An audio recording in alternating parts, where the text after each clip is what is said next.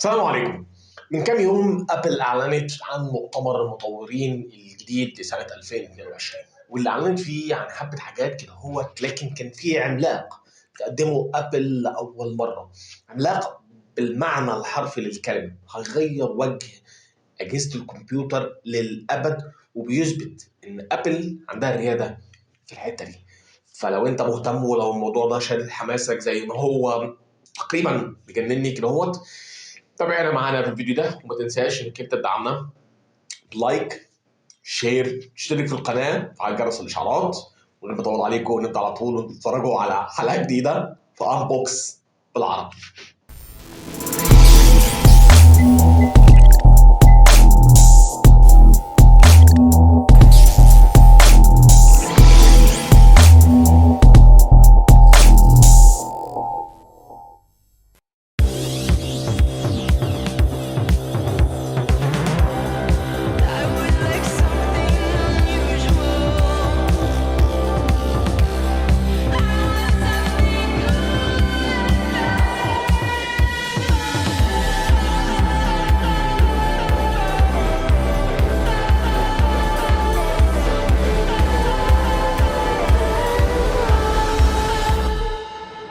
كان من اول الحاجات اللي اعلنت عنها ابل في المؤتمر بتاعها هو الايفون اس اي. الايفون اس اي هو الجيل الثالث من التطويرات لهاتف ابل الاقتصادي، اللي بتقول عليه ابل ان هو يعتبر الفرصه الامثل للناس اللي عاوزه تخش عالم ابل لاول مره، وان هي تقتني هاتف من ابل بسعر منخفض. الايفون اس اي الجيل الثالث هو شديد الشبه في التصميم بتاعه الخارجي حاليا من الجيل اللي فات او من ايفون 8. لو حبيت يبقى عندك كده ايمج ريفرنس في دماغك وانت بنتكلم مع بعضينا، لكن الاختلاف الاساسي هيظهر في القلب بتاعه، في شريحه الام 1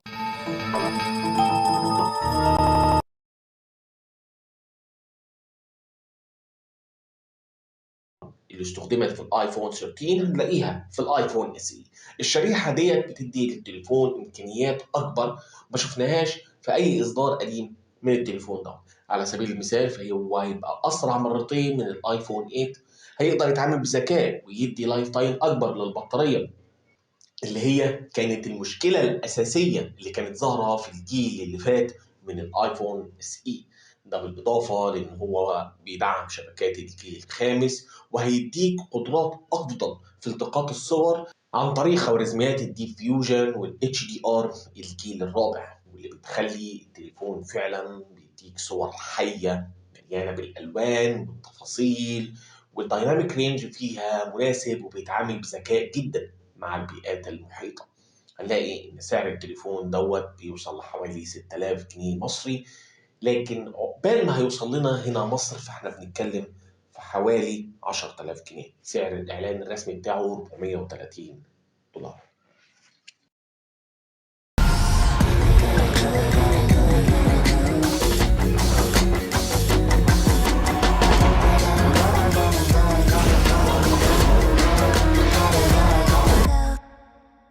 ومن الايفون اس اي نروح للايباد اير اللي اعلنت عن الجيل الجديد منه، اللي بيجي برضه للاسف بنفس التصميمات القديمه بتاعت الجيل اللي فات، لكن مع مجموعه الوان اكبر عشان تقابل اذواق اكتر من الناس. وده على المستوى التصميم الخارجي، لكن على مستوى الاعداد الداخلي فهو برضه هيجي بشريحه الام 1 العظيمه بتاعت ابل.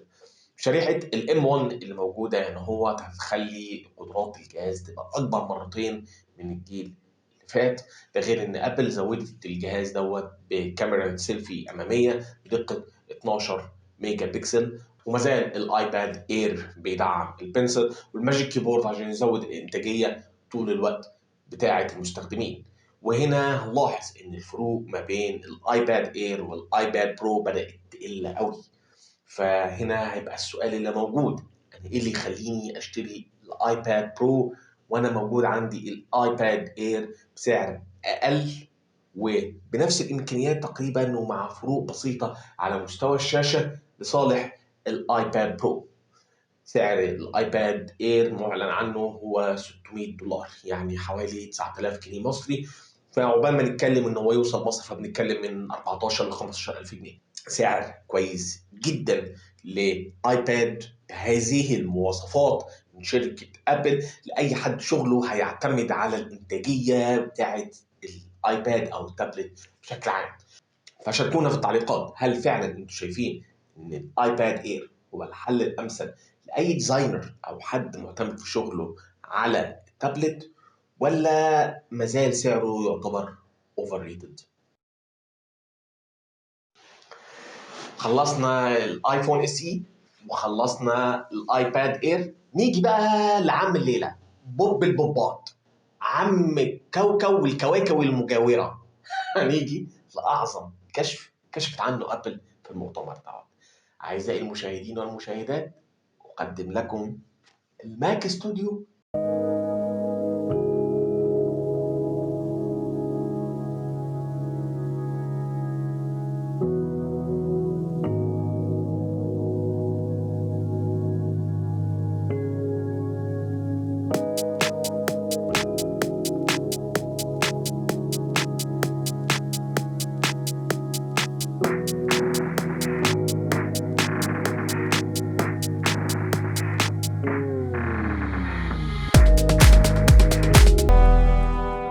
كلنا عارفين ان ابل خلاص قررت الاستغناء عن معالجات انتل وبدات تنتج المعالجات الخاصه بيها فيما يعرف باسم الماك سيليكون، وانتجت لنا شرايح الام 1، الام 1 برو والام 1 ماكس، واخيرا خدنا شريحه الام 1 الترا اللي هي عباره عن شريحتين ام 1 ماكس مربوطين ببعض. هتيجي تقول لي لا لا لا لا ايه ده بس كده وروق بس وروق، ايه فين الانجاز اللي انت شفته يعني؟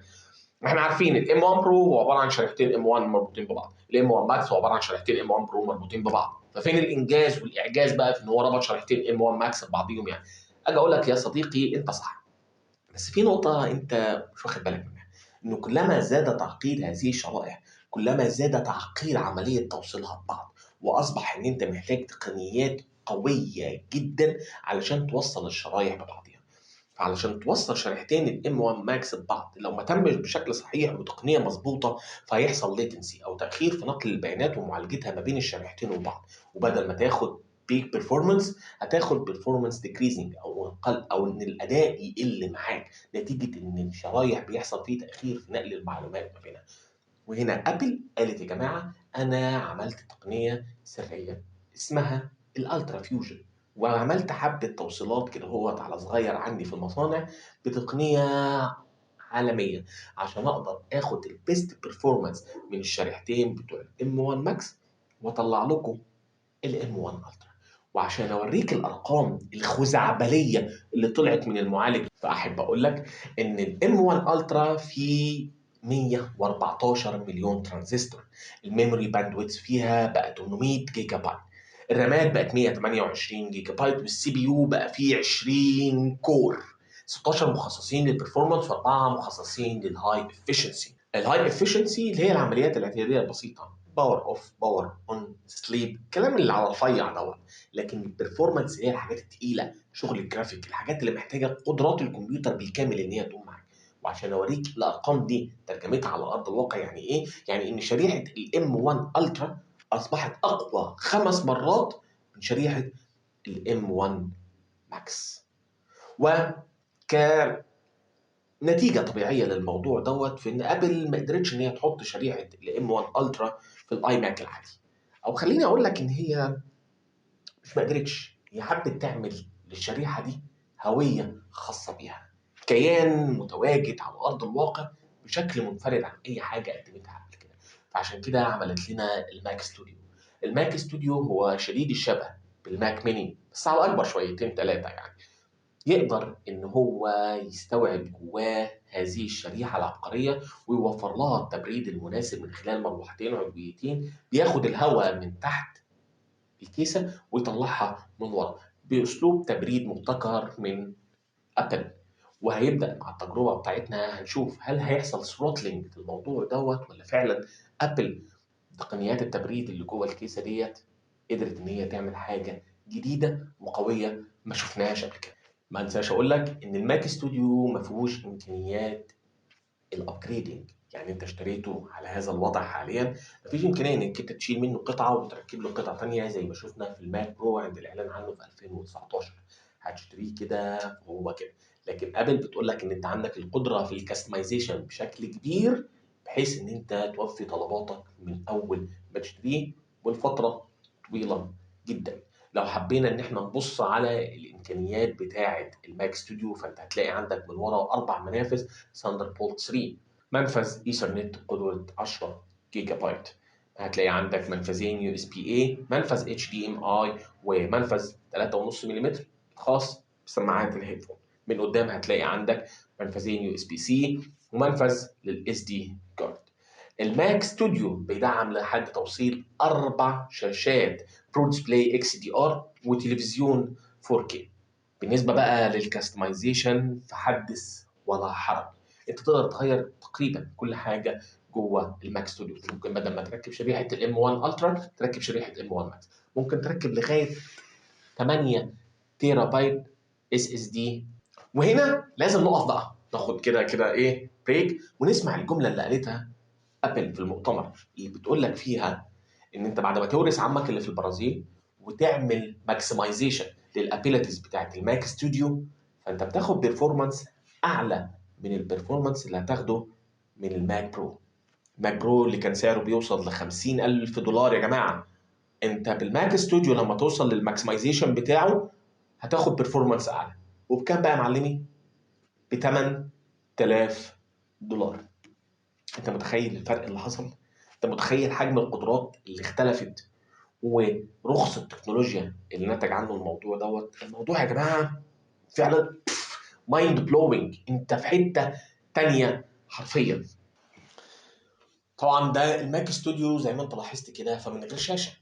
وهنا ابل هتنسى تبيع لك شاشه؟ ابدا، هبيع لك شاشه دلوقتي حالا سيادتك، استنى بس كده خد دي الماك ديسبلاي. الماك ديسبلاي الشاشه الجديده اللي عرضتها ابل بالتزامن مع عرضها للماك ستوديو، وهي شاشه بتيجي بمقاس 27 بوصه بدقه 5K من نوع ريتنا ديسبلاي، ولكن هي نوعا ما مش اعظم حاجه ومش متناسبه مع الجوهره اللي اتقدمت. يعني مثلا هتلاقي هي بتيجي بنسبه سطوع بتوصل ل 600 شمعه بس، مش ارقام عالميه، غير ان هي مش بتعمل اتش دي ار 10. ففيها حبه حاجات كده هو ضعيفه، لكن هي كشاشه ذات نفسها كمواصفات من جوه اقول لك عليها ان هي قويه جدا. فمثلا هتلاقي ان الشاشه دي من جوه اصبح فيها المعالج A13 بايونيك اللي احنا شفناه قبل كده، بالاضافه لكاميرا اماميه بدقه 12 ميجا بكسل بتيجي بخاصيه السنتر ستيج، مع مايكات لدعم المكالمات، و6 سماعات 4 منهم للصوت واثنين للتويتر بيدعموا خاصيه الدولبي اتموس. كل ديت امكانيات موجوده جواها، لكن انا ما زلت شايف ان هي مش هي دي اللي تليق بهذا الجهاز العبقري. سعر الشاشه دي بيبدا من $1,600، ولما تمكسها مع الستاند بتاعها والامكانيات والزجاج العاكس للاضاءه بتوصل ل $2,000.